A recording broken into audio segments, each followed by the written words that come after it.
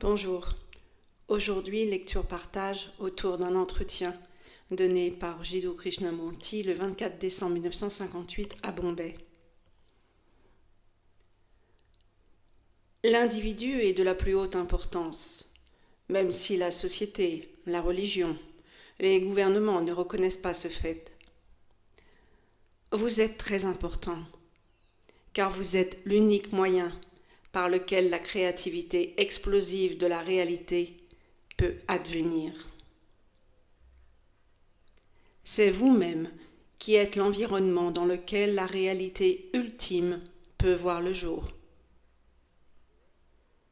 Mais vous avez sans doute remarqué que tous les gouvernements, que toutes les religions et sociétés structurées, bien qu'elles affirment l'importance de l'individu, essayent d'oblitérer le noyau individuel fondamental, la sensibilité individuelle, parce qu'ils veulent une manière de percevoir, de réagir, uniformisée, commune à la masse.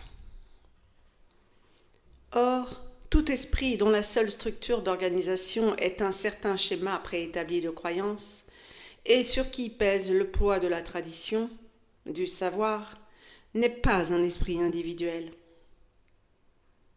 Il n'est d'esprit individuel que lorsqu'on écarte délibérément, sciemment, en toute conscience, de telles influences, parce qu'on en a compris la signification et la valeur superficielle. Alors seulement est l'esprit individuel créateur. Il est extrêmement difficile de dissocier l'individu de la masse. Pourtant, sans cette séparation, la réalité est impossible. Le véritable individu n'est donc pas celui qui a un nom à lui, qui a certaines réactions émotionnelles, certains réflexes habituels, qui possède quelques biens et ainsi de suite. C'est celui qui s'efforce de franchir l'obstacle de la confusion des idées, le bourbier de la tradition, qui écarte tout cela et cherche à découvrir l'origine, le noyau, le centre même de la détresse humaine. Cet être-là ne se réfère pas à des livres, à une autorité, à des coutumes reconnues, bien au contraire. Il rejette tout cela et se lance dans son enquête. Le véritable individu, c'est lui.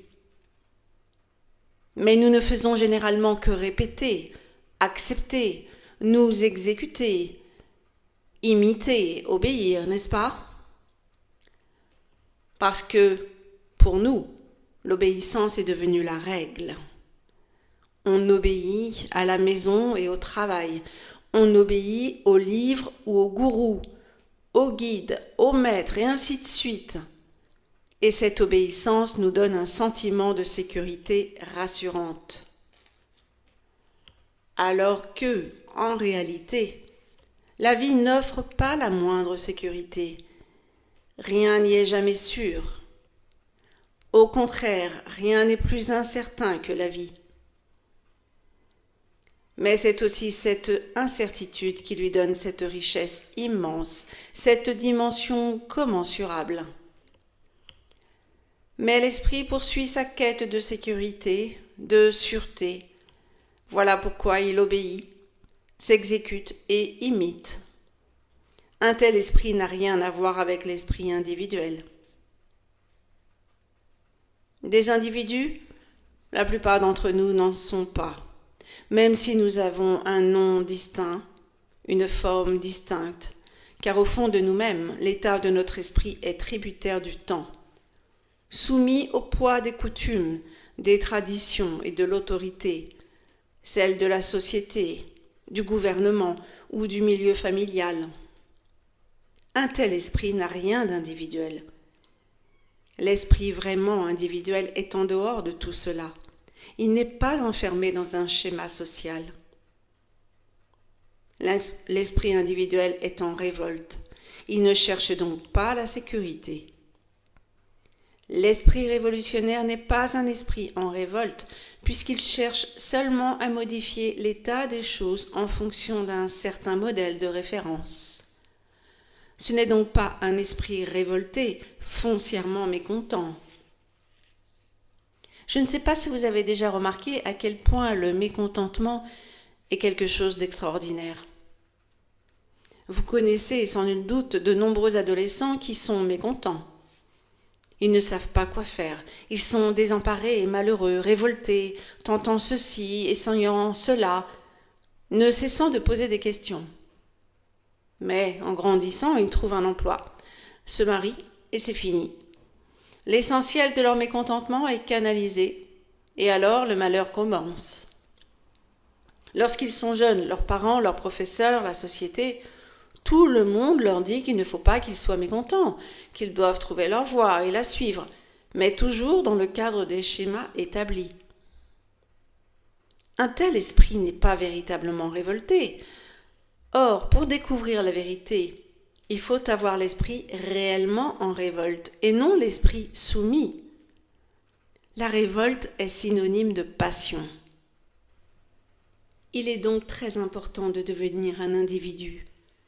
Et l'individualité n'existe que par la connaissance de soi.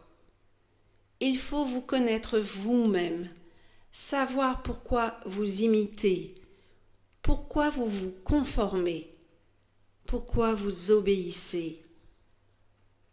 C'est la peur, n'est-ce pas, qui vous fait obéir. C'est à cause de votre désir de sécurité que vous vous conformez afin d'avoir encore plus de pouvoir, plus d'argent, plus de ceci ou de cela. Mais pour trouver ce que vous appelez Dieu, pour savoir si cette réalité suprême existe ou non, il faut qu'il y ait l'individu authentique qui soit mort au passé, mort au savoir, mort à l'expérience. Il faut un esprit entièrement, totalement frais et innocent.